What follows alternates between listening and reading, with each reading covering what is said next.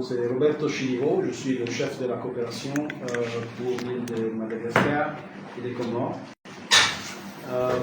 Et je suis justement en mission ici depuis la semaine passée pour revoir notre portefeuille de coopération avec les îles Comores et pour rencontrer les autorités. Ma mission s'est portée d'abord sur les Moélie, où j'ai participé à l'inauguration de l'école de l'UNCTAD, qui est un des grands achèvements de notre coopération et qui donne de l'espoir pour la formation des nouveaux cadres et des nouveaux opérateurs dans le secteur agricole à Moélie, qui m'ont dit, la gouverneure m'a dit que c'est le grenier des îles, donc avec un certain orgueil. À l'occasion, on a visité avec les chargés d'affaires différents projets, donc les buissons à Hatsi. On a visité aussi quelques réalisations à Pile, on a vu aussi quelques réalisations du pacte vert de bleu et du Grand Mali. On a visité aussi l'aéroport, je viendrai sur ça, et après notre conférence, je vais aussi visiter le port de Moroni. Alors, tous ces projets, infrastructures, écoles, sont toutes des initiatives que l'Union européenne regarde avec un certain intérêt. On a un dialogue, bien sûr, avec les autorités pour déclencher et des secteurs prioritaires pour notre partenariat et aussi des investissements stratégiques et disons, promoteurs de croissance économique et sociale. Je peux partager avec vous une impression généralement très positive de l'avancement des projets et de la qualité des projets. Il y a bien sûr quelque chose toujours à améliorer, mais je dois dire, je pars avec un sentiment assez positif et assez encourageant sur la qualité de notre partenariat. Le partenariat de l'Union européenne avec les Comores s'inscrit dans ce que nous on appelle Global Gateway, donc un partenariat qui essaye de cibler les investissements sur des éléments déclencheurs de croissance et déclencheurs d'intérêt du secteur privé, afin que le secteur privé effectivement puisse être intéressé et engendrer investissement, croissance économique, croissance sociale. Donc les ports de Moroni et l'aéroport seront éventuellement des infrastructures qui bénéficieront, on est en train d'étudier un financement de la Banque européenne d'investissement et une participation de la coopération bilatérale. Et donc, ils sont regardés dans cette cadre, dans cette optique et stratégie, avec bien sûr d'autres partenaires. Donc, nous, on travaille normalement à ce qu'on appelle la Team Europe ou Équipe Europe en français, avec nos États membres. Ici, c'est la France, à travers la coopération bilatérale, à travers l'AFD, la coopération avec l'AFD, avec l'utilisation aussi des partenaires d'implémentation comme le Bureau d'études et d'expertise France. Et bien sûr, pour des investissements de plus importante envergure, avec des partenaires multilatéraux comme la Banque centrale, par exemple. Voilà, donc c'est là pour vous présenter un peu la stratégie et les moyens d'implémentation de notre coopération. Je viens de rencontre avec votre ministre des Finances. La rencontre était assez cordiale, assez positive. On a effectivement exprimé mutuellement la satisfaction que l'Union européenne, mais aussi que le ministère des Finances a sur le niveau de coopération qu'on a atteint avec l'Union européenne. Et on a fait un excursus sur les portefeuilles des différents domaines de coopération. On s'est laissé avec l'intention de développer un dialogue pour le prochain cycle de coopération, pour voir effectivement comment s'insérer dans la stratégie de développement du pays et de façon critique, de façon à disons, être plus viable et de travailler sur des projets structurants. C'est ça un peu le mot-clé pour les développements du pays. Voilà. En parallèle, l'Union européenne est un partenaire global, un partenaire politique, et un partenaire de développement économique et un partenaire commercial. Et donc, pour votre connaissance, en ce moment même, il y a des négociations avec le gouvernement des Comores, mais aussi avec les gouvernements d'autres partenaires de l'océan Indien, l'île Maurice, Madagascar, les Seychelles, pour la négociation d'un accord de partenariat économique élargi qui permettra de mettre les Comores dans une situation assez favorable pour ces échanges avec l'Union européenne, non seulement sur ce qui concerne l'échange des biens, l'APE existant, l'accord de partenariat économique existant, qui est un accord intérimaire, il est focalisé sur l'échange des marchandises et la Comore bénéficie de la possibilité d'avoir un accès sans comment ça s'appelle, pas taxe, sans droit de douane et sans limite de quantité au marché européen, ce qui, dans ce contexte mondial, est assez rare d'un côté et assez intéressant. Et c'est un accord prévisible, établi, avec un partenaire fiable qui est l'Union européenne. Mais le APE qui est en train d'être négocié est un APE élargi pour permettre non seulement la circulation des biens, mais aussi la circulation des capitaux, la circulation des services, la circulation des services informatiques digitaux. Donc c'est effectivement un élément assez important dans notre partenariat politique, commercial, de développement.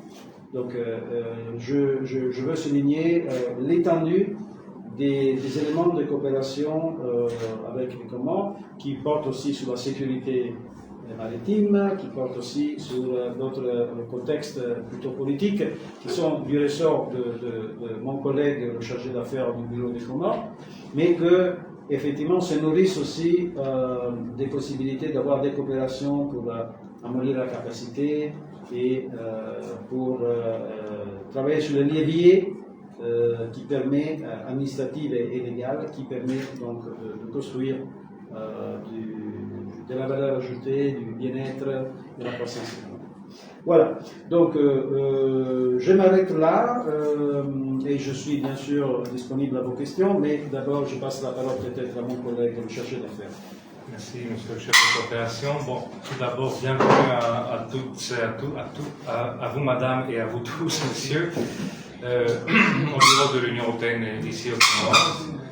Je pense que le chef de coopération a tout dit et je pense que le principal, c'est que vous puissiez poser vos questions pour qu'on puisse vous éclaircir.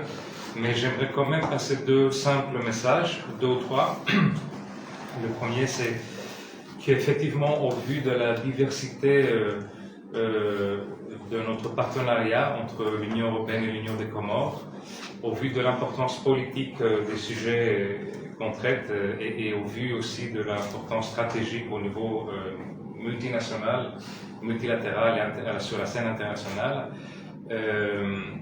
l'Union européenne, le premier message c'est celui-ci, a décidé de renforcer le rôle du bureau ici aux Comores en donnant au chef de bureau le titre de chargé d'affaires. Donc à partir de à peu près il y a un mois, je suis le chargé d'affaires de l'Union européenne aux Comores.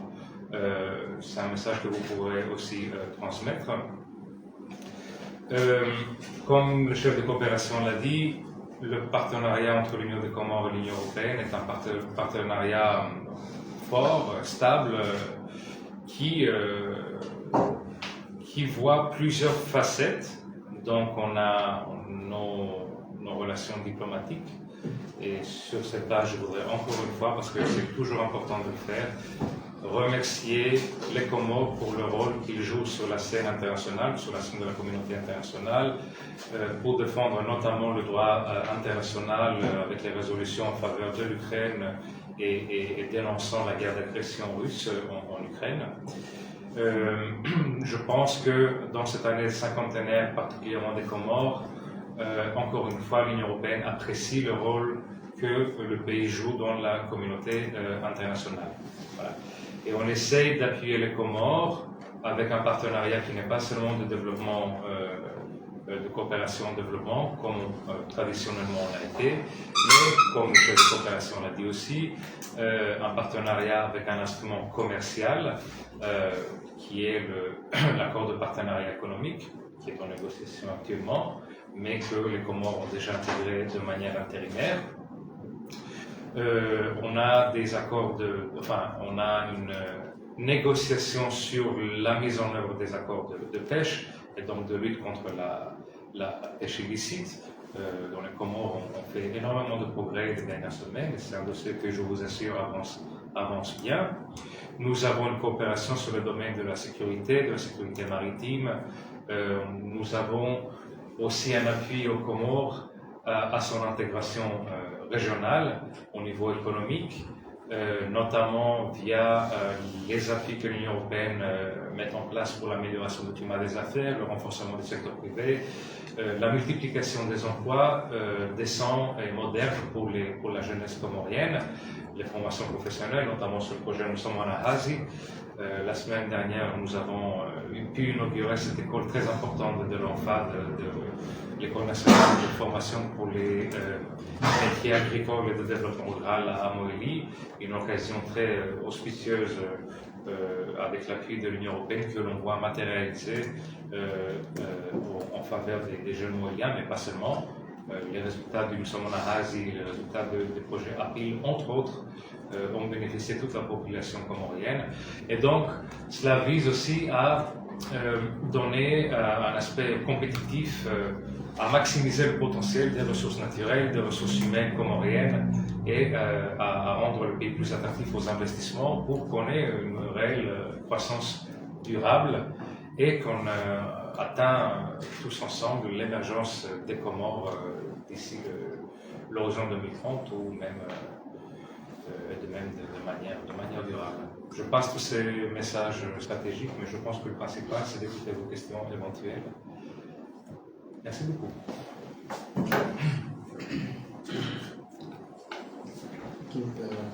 Bonjour, moi c'est Chamsoudine Sedmadji du journal Al-Watan. Vous avez parlé de l'accord de pêche. Je me rappelle en mars dernier, lors de la première visite de l'ambassadeur Laurent Koudia ici au Comores, il avait parlé des avancées significatives de ce pays. Je voulais savoir où en est-on exactement maintenant. Est-ce que vous avez une date approximative que d'ici là, l'accord sera encore signé? Bon, évidemment, j'anticipe cette question, c'est pour ça que j'ai parlé volontairement de la lutte conjointe contre la pêche illicite non réglementée et non déclarée. C'est une lutte qui continue, c'est une lutte qui a progressé. Nous avons une feuille de route qui est convenue entre l'Union européenne et l'Union des Comores, avec certaines étapes qu'une fois atteintes, nous permettraient de mobiliser une dernière mission de vérification et de le faire, Inch'Allah, le carton rouge. Sur le plan réglementaire, les derniers progrès achevés par l'Union des Comores ont été notamment les 2 décrets sur la pêche tonnière et la pêche artisanale qui ont été adoptés le 15 octobre. tout cela pour vous dire que c'est un dossier qui est vivant, qui avance. Il reste les arrêtés pour ces 2 décrets. Il reste un autre décret pour la transposition des mesures de conservation de l'APSOA, donc de l'accord de pêche du sud de l'océan Indien dans la législation comorienne, donc il y a encore un décret à faire. Il y a encore un effort sur la surveillance de manière générale contre la pêche illicite, donc une opérationnalisation du centre progressif, du centre de surveillance des pêches comoriennes. Et éventuellement une amélioration de la gestion de la flotte. Mais là, je tiens à dire que les Comores ont répondu de manière très responsable aux sanctions de l'Union européenne envers les navires qui ne sont pas en règle par le droit international. Donc, avec le 18e paquet de sanctions contre la Russie, l'Union européenne avait identifié environ 100 navires battant le pavillon comorien. Au dernier résultat d'hier, nous sommes descendus à 6. Donc, on a énormément de progrès. Sur la gestion de la flotte, je tiens à remercier le gouvernement de Comores pour leur réponse, et j'espère que c'est une réponse à long terme. Mais voilà, ces sujets sont liés, ces sujets sont extrêmement complexes, et je tiens à vous rassurer que le dossier avance. Moi, j'ai bon espoir, encore une fois, que durant l'année prochaine, nous pourrions faire au moins la requête pour la mobilisation de cette dernière mission. Et je fais un problème de principe que durant mon mandat, on aura évacué cette question. Bonjour monsieur, je suis Malik Kamal du journal Al-Fajr. Ma question est, j'aimerais savoir, parce que vous avez, monsieur le chargé d'affaires a fait un récapitulatif sur les actions menées en faveur de l'Union des Comores, mais à présent, il y a une sorte d'invisibilité sur la concrétisation de ces actions en faveur de la jeunesse, notamment, et la population, surtout le bas peuple. Vous avez cité à travers vos projets la Malaisie et tout, mais concrètement, ces actions restent toujours floues par rapport aux besoins, aux attentes de la population et la jeunesse comorienne. Comment comptez-vous, comment l'Union européenne compte-t-elle ajuster sa politique dans les années à venir pour répondre aux attentes de la population? Merci. Alors, comme je disais, on a eu le plaisir de rencontrer quelques entrepreneurs à l'île de Moïli qui étaient soutenus par un projet de soutien à l'entrepreneuriat juvénile. Et on a pu observer effectivement l'impact positif enregistré par la capacitation, le support économique et l'accompagnement de ces jeunes entrepreneurs dans leur activité. Alors, c'est important. Alors, il y a d'abord le problème de visibilité. Je vous invite chaleureusement, en tant que représentant des médias, pas à conveyer seulement des messages négatifs, mais aussi à conveyer des messages positifs. Donc, d'interviewer ces personnes qui témoignent comme de bonnes capacités, de bonnes idées, avec les bons soutiens européens, peuvent effectivement alimenter une croissance économique et une croissance personnelle, la création d'emplois. J'étais, je répète, très favorablement impressionné par ces exemples. On a vu un entrepreneur dans l'immobilier, une jeune femme qui a participé avec une coopérative de femmes et de jeunes hommes pour la mise en valeur de la production des produits naturels et pour la génération des cosmétiques à Moïli. On a vu un représentant d'une coopérative agricole qui a mis à côté de la coopérative agricole, a mis en pied un système de restauration qui est assez positif qui est en train de se développer rapidement. Donc, je répète, il y a des éléments positifs qu'il faut faire connaître aux gens pour donner un espoir et pour donner l'information comment, effectivement, ils peuvent être maîtres de leur destin avec le soutien des partenaires européens.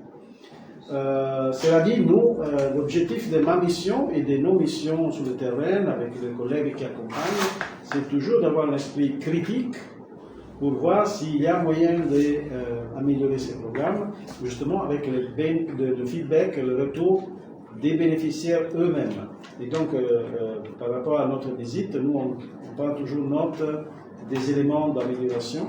Mais je dois dire que déjà, le projet, avec les expertises aussi des équipes d'accompagnement qui mettent en pratique le projet et qui sont des ressortissants comoriens, donc qui connaissent vraiment la réalité sociale et socio-économique du pays, je dois dire qu'on a déjà de très bons résultats. Après, notre soutien, comme disait le chargé d'affaires, c'est, si vous voulez, structurel. Donc, on intervient à niveau macro avec le soutien des stratégies et des révisions réglementaires pour mettre en place un système qui favorise le développement de l'entrepreneuriat. Et après, sur le terrain, on soutient l'entrepreneuriat, on soutient aussi avec des mesures des finances, des soutiens de microfinances, la partie aussi d'accompagnement financier. Donc, je pense que la stratégie de l'Union européenne se porte à différents niveaux. C'est important, le rôle des médias est important pour faire connaître tout ce qui est en train de bouger sur le terrain. Il ne faut pas donner l'impression à ces jeunes que rien bouge. Il y a beaucoup qui bougent, mais qu'ils doivent connaître et qu'ils doivent vraiment prendre le profit de ces initiatives. Après, je ne sais pas si tu veux compléter. Je pense que votre question est très légitime par rapport à la communication et je vous remercie. Encore une fois, j'insiste sur ce point que le chef de coopération a fait. Vous avez un rôle important de promouvoir les bonnes histoires, même pas les bonnes histoires, les vraies histoires, si vous voulez, de succès des programmes de l'Union européenne et d'autres partenaires qui veulent le bien de tous les Comoriens. Nous sommes en Asie, vous l'avez mentionné, ça veut dire 7000 jeunes informés, insérés ou formés. C'est quand même un chiffre assez important. C'est un programme qui, on l'a vu de près, a eu de bons résultats. Là, l'école de l'ENFAD présente trois niveaux de qualification.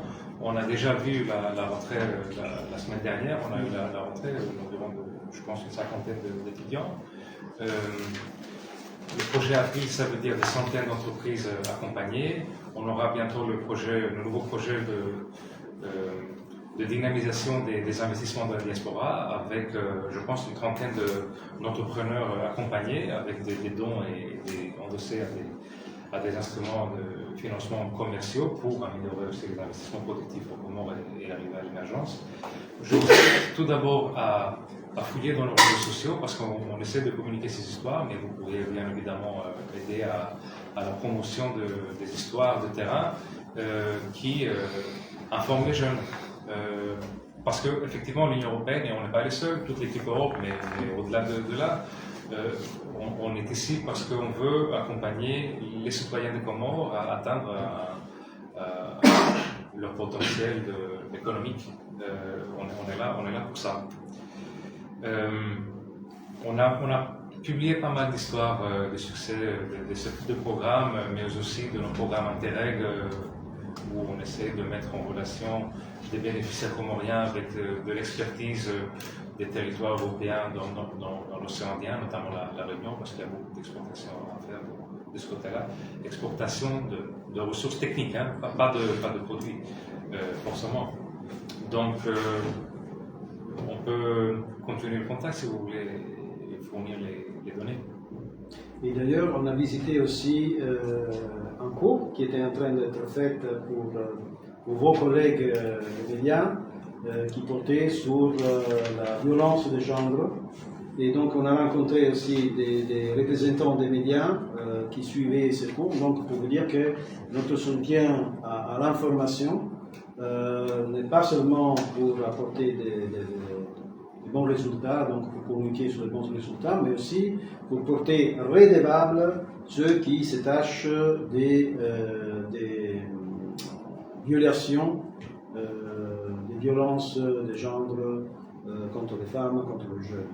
Donc pour dire que nous, on croit, l'Union européenne en général, croit beaucoup à la liberté d'expression, à la liberté de presse et à l'importance des médias afin d'informer et porter redevable les institutions. Pas seulement les institutions comoriennes, mais aussi les institutions européennes, bien sûr. Hein. Donc, parce que c'est dans les dialogues et dans la contraposition qui se développe la démocratie.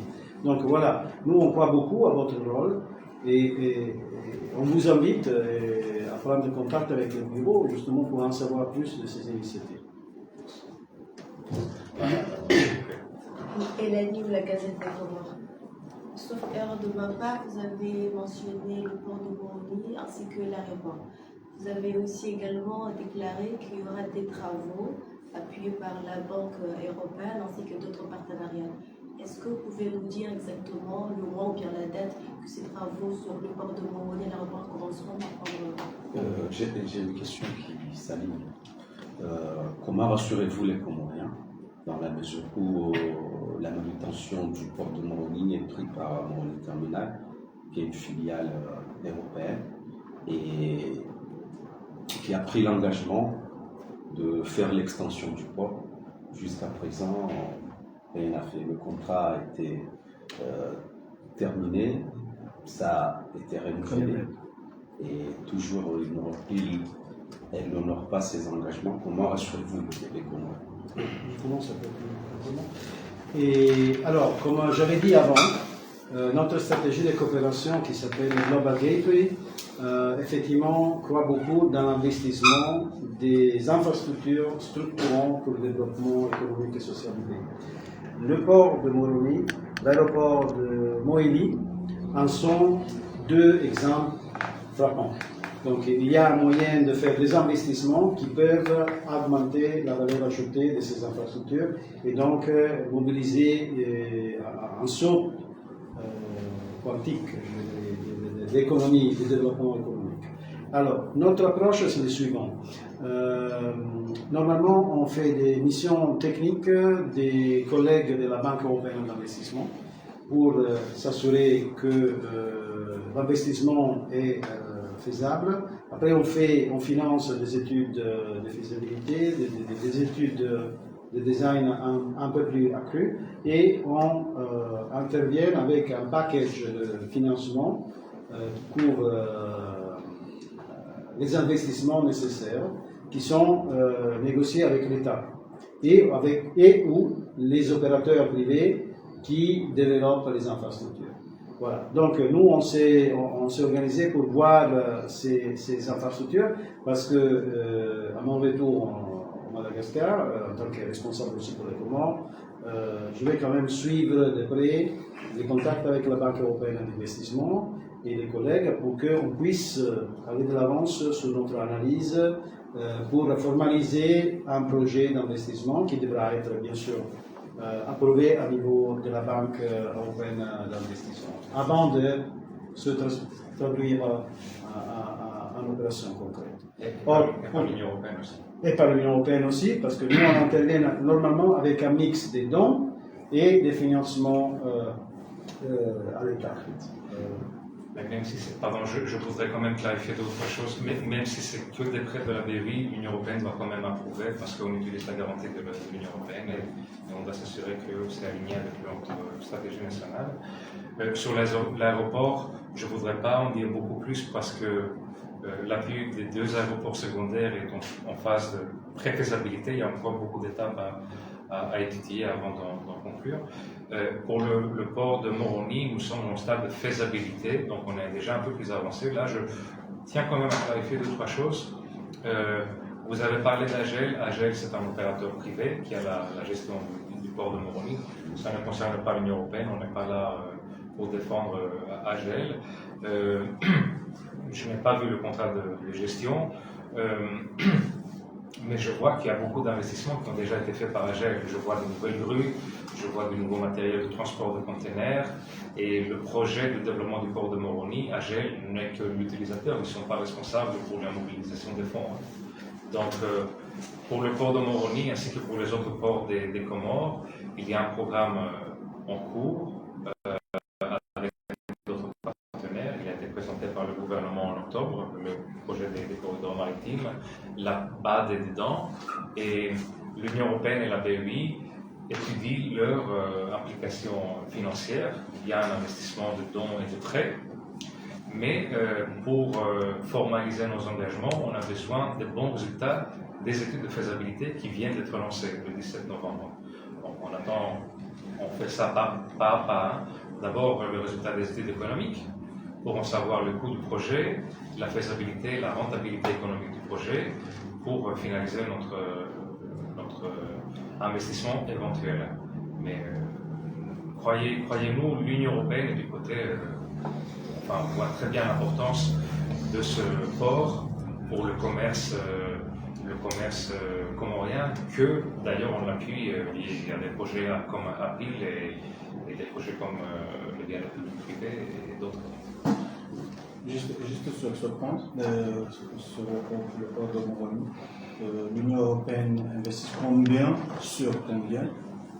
La part de dons, c'est combien? Encore une fois, il n'y a pas de dons ou de prêts de la BEI qui est engagé à ce stade. On a des chiffres préliminaires que je ne peux pas annoncer parce qu'ils ne sont pas formellement engagés, mais que le gouvernement de Comores a déjà annoncé. Donc je vous invite à regarder les matériaux de presse qui ont été préparés en octobre quand ils ont lancé les corridors maritimes. Nous, on regarde attentivement les études pour faire les choses proprement pas par pas. J'ai une question par rapport au jeu des îles de l'océan Indien que les Comores s'y préparent davantage pour l'organiser en 2027. Les Comores ont engagé plusieurs chantiers. Comment comptez-vous, parce que si on observe bien, on voit que vous n'avez pas pris le devant pour ces projets, contrairement aux Chinois, par exemple. Et comment comptez-vous accompagner les Comores dans ces jeux et d'après les jeux? Parce que s'il y aura des investissements conséquents, comment comptez-vous soutenir ces investissements? À la fois en dehors des infrastructures, mais il y a aussi le côté sportif. Les Comores doivent quand même rehausser la pente pour gagner des médailles. Et comment comptez-vous accompagner? Merci. Je vais faire un petit chapeau sur la façon dont l'Union européenne fait la coopération. L'Union européenne s'assoit régulièrement avec les gouvernements et sur la base des stratégies du pays, négocie des secteurs de concentration des ressources pour qu'on puisse donc, travailler ensemble. Les infrastructures sportives ne sont pas parmi les secteurs qui ont été choisis de commun accord, et donc cela explique notre absence. En plus, il faut dire que nous, on se concentre sur tous les secteurs qui peuvent assurer une croissance économique et sociale et qui, normalement, ne sont pas tellement soutenus par le secteur privé. Donc, on intervient sur les secteurs où, effectivement, il y a une carence de financement, mais on utilise notre financement conjointement à l'État pour avoir un effet de levier, pour dérisquer souvent, et rendre plus appétissant et intéressant pour les investissements privés des secteurs spécifiques. Donc c'est un peu ça l'approche que nous on utilise. C'est pour cela que j'explique qu'on est absent dans les secteurs sportifs. Après, je ne sais pas si... Bon, nous, on n'est pas preneur de toute négociation qu'on peut avoir avec le gouvernement de Comores, en bon partenaire, comme on a toujours fait jusqu'à maintenant. On n'a pas été demandé d'appuyer ces installations sportives jusqu'à maintenant. Comme vous l'avez dit, il y a d'autres partenaires qui sont déjà rapidement aux côtés du gouvernement de Comores pour l'organisation de ces Jeux, et c'est très bien pour eux. Nous, on a d'autres chantiers qui sont structurants, importants, que le chef de coopération a déjà décrit, pour les critères et les raisons qu'il a évoquées. Vous nous avez demandé comment est-ce qu'on entend appuyer les Comores. Moi, de mon côté, je vais supporter les Comores à 100%, en commençant par la Cannes. La Cannes, d'ailleurs, que l'Union européenne sponsorise.